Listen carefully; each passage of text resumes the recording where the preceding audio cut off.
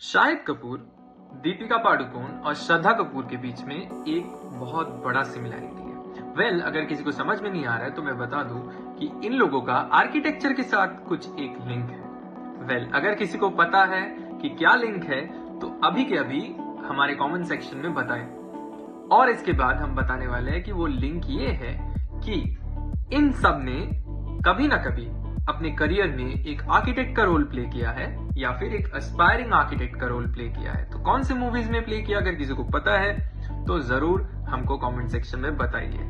और इस वीडियो में हम लोग जानने वाले हैं कि आप not only a real life architect, वो लोग जो है वो लोग रियल लाइफ में आर्किटेक्ट थे, बट अब रियल लाइफ में आर्किटेक्ट कैसे बनना है, और इंडिया में अगर किसी को आर्किटेक्चर पढ़ना है तो उसको आर्किटेक्ट कैसे बनना है, इसके बारे में है आज का वीडियो। तो चलिए फटाफट हम लोग जानते हैं कि आर्किटेक्ट कैसे बनना है इंडिया में एंड रियल आर्किटेक्ट कैसे बनना है। सबसे पहले हम लोग जानते हैं कि एक इंट्रोडक्शन, ठीक है, आर्किटेक्चर क्या होता है ये बहुत लोगों को नहीं मालूम होता है कि आर्किटेक्चर क्या होता है, राइट। तो architecture is a very big subject and मेरा ये कहना बहुत ही गलत होगा कि मैं एक लाइन में समझा दूंगा कि आर्किटेक्चर क्या है।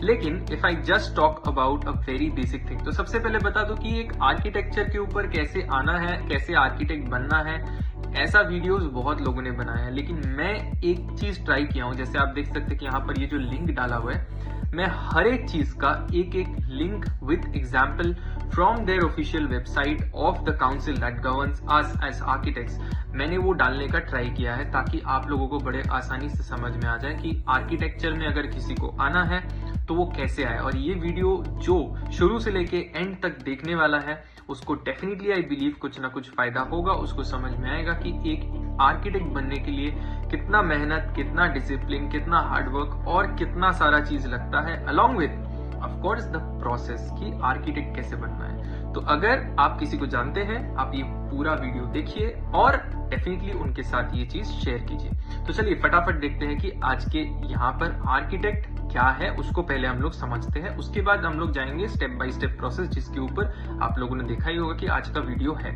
तो सबसे पहले क्या है कि एक स्कोप ऑफ एन आर्किटेक्ट। तो चलिए ये जो स्क्रीनशॉट दिया हुआ है, आप अगर ये जो लिंक है ये मैं डिस्क्रिप्शन में भी डाल दूंगा। तो क्या है कि स्कोप ऑफ एन आर्किटेक्ट जो होता है वो क्लाइंट से इंस्ट्रक्शन लेने से शुरू करके site evaluation, design, site development, structural design, sanitary, plumbing, heating, ventilation, elevators, fire detection, periodic supervision, सारी चीज आती है। और उसके बाद अलाइड फील्ड में आता है landscape architecture, interior architecture, architectural conservation, retrofitting of building, graphic design and so on and so fourth. तो बहुत लोगों का ये भी सवाल रहता है कि अरे यार आर्किटेक्ट और इंटीरियर डिजाइनर में क्या फर्क होता है। तो इंटीरियर डिजाइन और interior architecture is a part of architects work, जैसे कि यहाँ पर लिखा हुआ है कि इंटीरियर आर्किटेक्चर जो है ये एक पार्ट है और इसके अलावा जो सारा पार्ट है वो सारा यहाँ पर देखिए, यह सारा यहाँ पर दिया हुआ है कि क्या क्या रोल होता है एक आर्किटेक्ट का। ये सारा चीज हम लोगों को सीखना पड़ता है throughout the semesters and throughout our D Arch degree.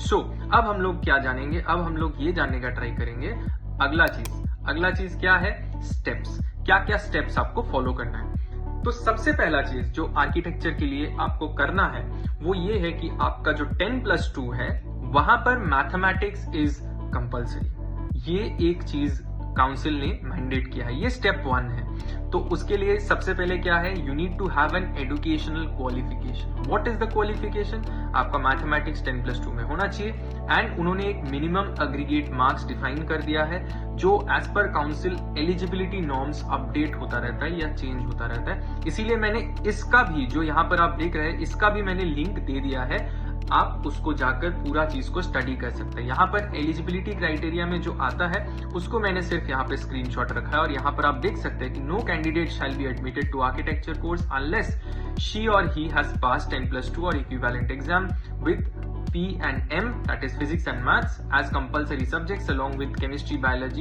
or biology and so on and so forth। तो यहाँ पर सारा चीज लिखा हुआ है। आप ये जो चीज है इसको कहाँ पढ़ सकते हैं वो भी मैं आपको बता रहा हूँ। तो एजुकेशनल क्वालिफिकेशन अगर आपका है तो आप एग्जाम के लिए अप्लाई कर सकते हैं जिसके थ्रू आप आर्किटेक्ट बन सकते हैं। क्या क्या एग्जाम दे सकते हैं आप, तो चलिए देखते हैं। यहाँ पे ऑलरेडी आप लोगों ने देखा है नाटा 2025 लिखा हुआ है। तो नाटा क्या होता है, national aptitude test in architecture. ये जो है ये एक नेशनल एप्टीट्यूड टेस्ट है जो आर्किटेक्ट्स के लिए डिजाइन किया गया है और आर्किटेक्ट बनने के लिए ये टेस्ट आपको देना पड़ेगा। ये टेस्ट आप और मैं जो ये बात कर रहा हूं, मैं यहाँ पर अभी फिलहाल कन्वेंशनल मेथड ऑफ आर्किटेक्ट बनने का जो तरीका है, I am only talking about the conventional method. I am not talking about the other methods also that are allowed by the council. मैं अभी सिर्फ कन्वेंशनल मेथड का बात कर रहा हूँ कि कन्वेंशनली आप किस तरीके से बन सकते हैं। सो ये हो गया आपका एक कि आपको एग्जाम देना है। अगर आपका एजुकेशनल क्वालिफिकेशन है तो आपको ये एंट्रेंस एग्जाम देना है। इसके अलावा आप जेई मेन पेपर 2 में अगर क्वालिफाई करते हैं या रैंक होल्डर होते हैं तब आपका चांसेस है कि आपको सेंट्रली फंडेड इंस्टीट्यूशंस में भी मिल जाए। And I believe that this is the latest update, क्योंकि शायद मैं जब ये एग्जाम दिया था करीब 10-12 साल पहले, 2012 if I am not wrong, that time this paper was actually AIEEE। तब AIEEE का सेकंड पेपर या आर्किटेक्चर पेपर के नाम से ये जाना जाता था।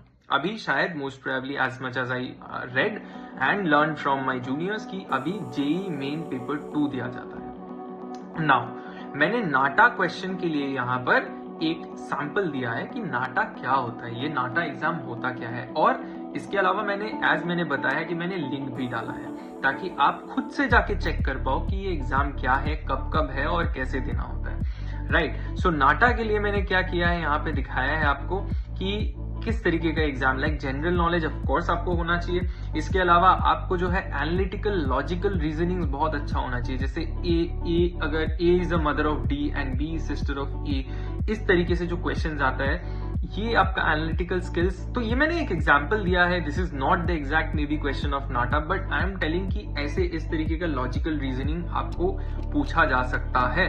सो आपका लॉजिक्स बहुत क्लियर होना चाहिए। इसके अलावा ऑफ कोर्स आपको जनरल नॉलेज होना चाहिए, आर्किटेक्चर के बारे में वो पैशन होना चाहिए। और इसके अलावा एक ड्राइंग पेपर आता है जिसका अभी मैंने यहाँ पे कुछ क्वेश्चन नहीं डाला है, बट मैं अपने टाइम से एक रेफरेंस बताता हूँ कि किस तरीके का क्वेश्चन दिया गया था। कुछ ऐसा क्वेश्चन आता था जिसमें आपका ड्राइंग का अंडरस्टैंडिंग और पर्सपेक्टिव का नॉलेज अच्छा होना चाहिए। 1 point perspective, 2 point and 3 point perspective. किस तरीके का क्वेश्चंस मैं बताता हूँ। Say for example, you are an eraser inside a pencil box. तो आपको चारों तरफ एज एन इरेजर क्या दिख रहा है। And trust me, in 2012 when I was giving all these exams and practising, उस वक्त इतना AI का जमाना नहीं था।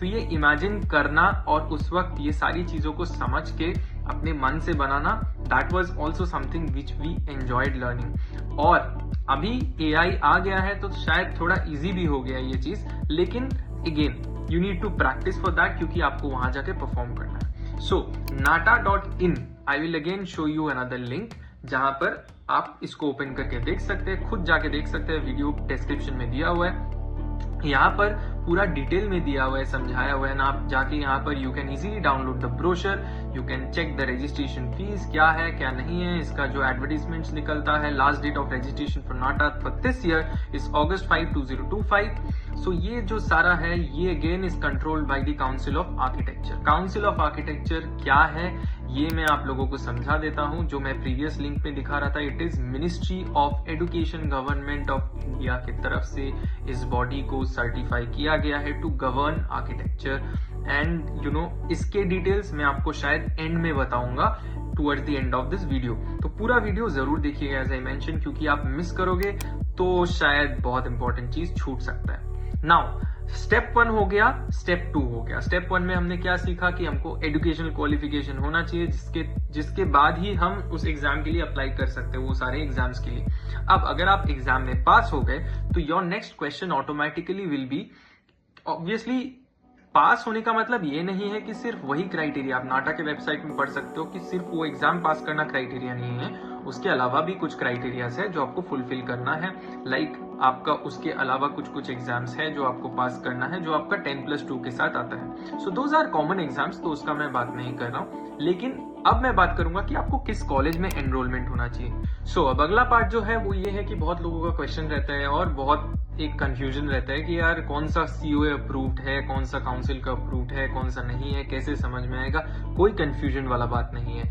आप सिंपल सा चीज है, आप ऑफिशियल वेबसाइट फॉलो कीजिए काउंसिल ऑफ आर्किटेक्चर का, वहां पर ऐसे करके पूरा डिटेल लिस्ट दिया हुआ है। एंड इस लिस्ट के बारे में मैं अगेन वीडियो के एंड में सारा लिंक्स को एक जगह पे इकट्ठा करके रखा हूं ताकि आप लोगों को मैं दिखा पाऊं। So after that you need to choose your college. इसमें आप स्टेट वाइज भी चूज कर सकते हैं अपना कॉलेज, या फिर अदर क्राइटेरियाज भी है जिसके थ्रू आप सॉर्ट कर सकते हैं अपने कॉलेजेस।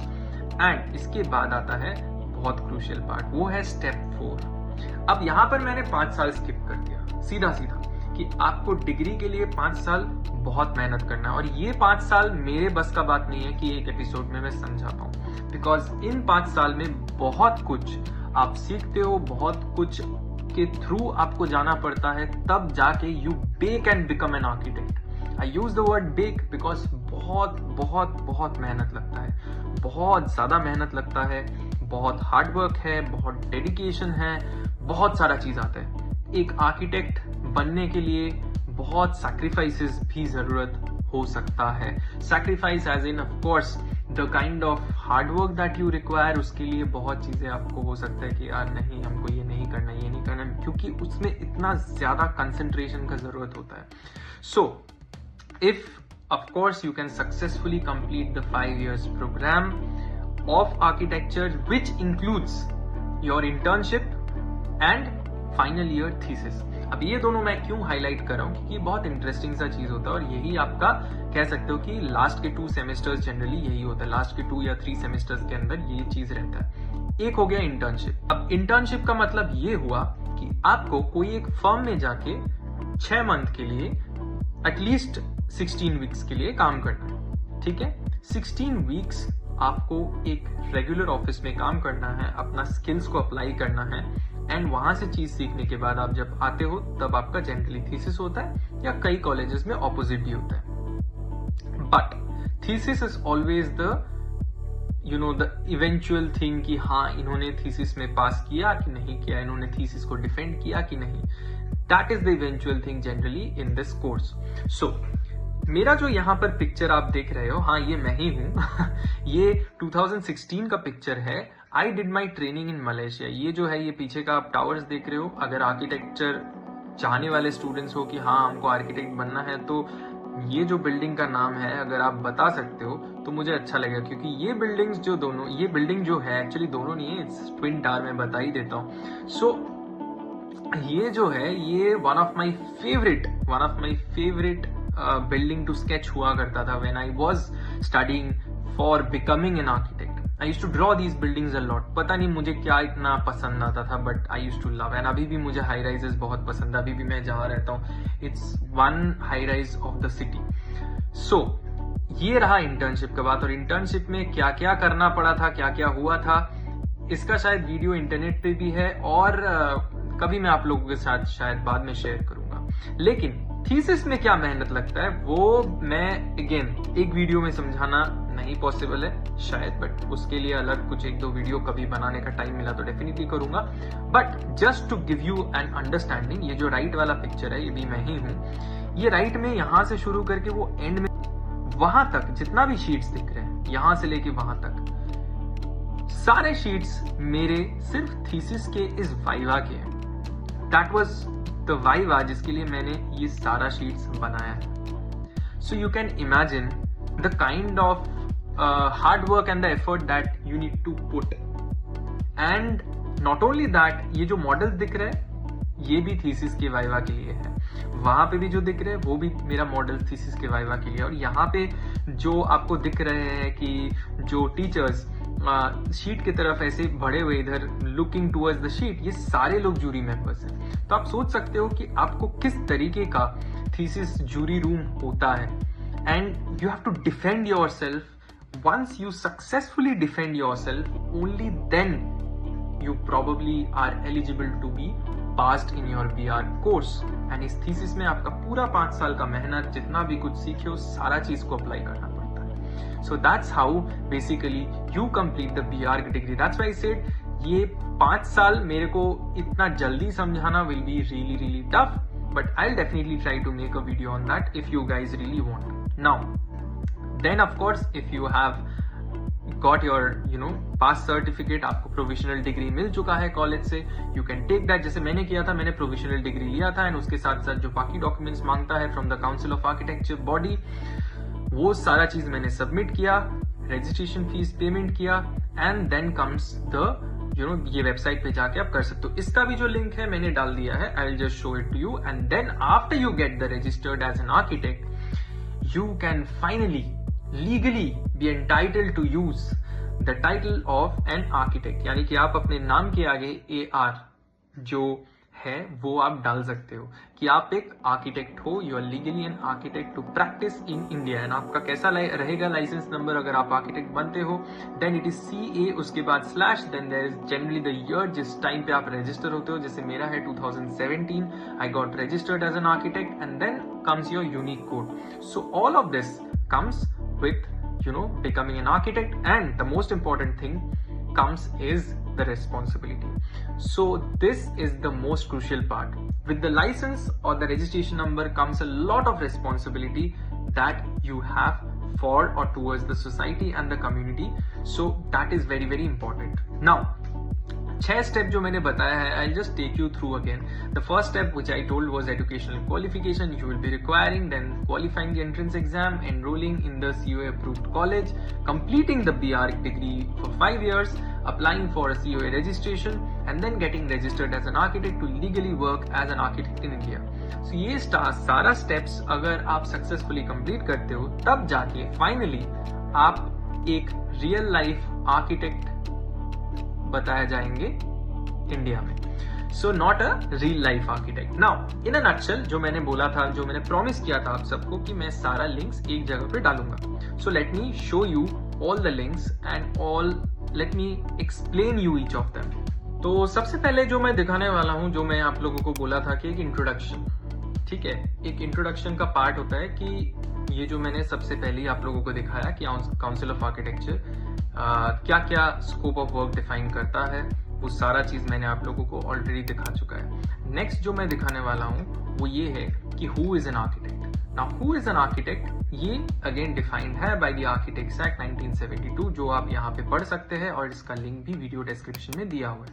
अब अगला जिन लोगों को क्वेश्चन था कि हम लोग क्या क्या प्रोफेशनल कंडक्ट रहता है जनरली एक आर्किटेक्ट का, वो बहुत जरूरी चीज है, क्योंकि मैंने अभी बोला है कि एक आर्किटेक्ट बनना मतलब बहुत सारे रिस्पॉन्सिबिलिटीज भी ऐड हो जाना। So those responsibilities are all mentioned over here कि आप कैसे फेयरनेस मेंटेन कर सकते हो इस प्रोफेशन में, क्या नहीं कर सकते हो, everything is mentioned.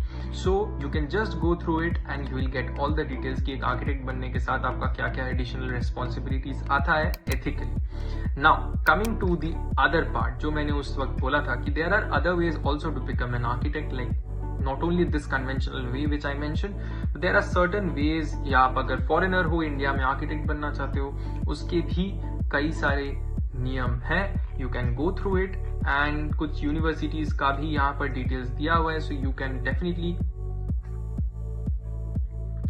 कुछ यूनिवर्सिटीज के नाम भी यहाँ पर दिया हुआ है, so you can definitely go through it and you can check कि आप आर्किटेक्ट और क्या क्या तरीके से इंडिया में बन सकते हो। Now I will take you to the next link quickly, जहां पर मैंने बोला था कि काउंसिल ऑफ आर्किटेक्चर क्या है, ये अगर किसी को जानना है तो the person can go through this and understand कि काउंसिल ऑफ आर्किटेक्चर क्या है। And council of architecture has been constituted by the government of India under the provision of architects act 1972, enacted by the Parliament of India, which came into force on 1st September 1972. The Act provides registration of architects, standard of education, recognized qualifications, and standards of practice to be complied with by the practicing architects. So, ये चीज अगर आपको समझ में आ गया तो आपको समझ में आ जाएगा कि मैं जो सारा लिंक आपको दे रहा हूं इसमें सारा काउंसिल का क्यों दे रहा हूं। Now, I will tell you the next part. The next part is what I have already told you about नाटा। नाटा के बारे में मैंने वहां बोला था, और मैंने आपको ministry of education, government of India, council of architecture के वेबसाइट पे भी नाटा का लिंक कहां पर मिलेगा वो मैं आपको दिखा दिया। इसका ब्रोशर, ऑफिशियल अपडेट सारा आपको यहाँ मिल जाएगा। नेक्स्ट आपको अगर जानना है कि नाटा का डेट्स क्या है, उसका भी मैंने लिंक दे दिया है। ये जो है ये इस साल का है, आपको अगर लिंक अपडेट देखना है तो वो आपको प्रीवियस लिंक पे मिल जाएगा कि कब कब क्या क्या डेट है किस साल में. एंड द अप्रूव्ड इंस्टीट्यूट्स का link. This was a question. So if this is something which you want to know, you can just go over here, search by state or institute, and उसके बाद for example I am from West Bengal, I am from Kolkata, so my state is West Bengal and I search West Bengal and I just put submit. See, this is the list. This is my college and I am from IIST Shibpur. This is my alma mater. It's one of the oldest in India. 1949 is the course commencement year. You can imagine independence के time का है almost. So this is definitely like you know something which I am also very proud about. Okay, fine. Let me go back to the video again. So architects list. अगर आप architect बन जाते हो, then architect बनने के बाद आप का नाम इस लिस्ट में आ जाएगा. So if I just put in my name, यहाँ पर डिटेल्स आ जाएगा. So once you become an architect, once you are registered as an architect with the council of architecture, you will be getting your name and details and everything. And India में कोई भी, world में कोई भी अगर आपको search करना चाहेगा as an architect, they can find it out from here. They will get your licence number and the other basic details. Now coming to the other parts. अगर किसी को और डिटेल में जानना है about the architectural world and about architectural exam etcetera, so please council ने खुद यहाँ पर मूवीज बना के रखा है जिसमें आप पढ़ाई कर सकते हो, स्टडी कर सकते हो और समझ सकते हो कि आर्किटेक्चर क्या है. Okay, now coming to the other part is बहुत लोगों का क्वेश्चन रहता है कि चार्जेस एंड फीस क्या होता है आर्किटेक्ट का. चलो, charges and fees generally depend करता है. यहाँ पर काउंसिल ने मिनिमम फीस मेंशन किया हुआ है. हर जगह मिनिमम फीस फॉलो होता है नहीं होता है ये मैं नहीं जाऊंगा क्योंकि दिस इज अगेन डिबेट बहुत होता है इसके ऊपर, होता है नहीं होता है वाला चीज.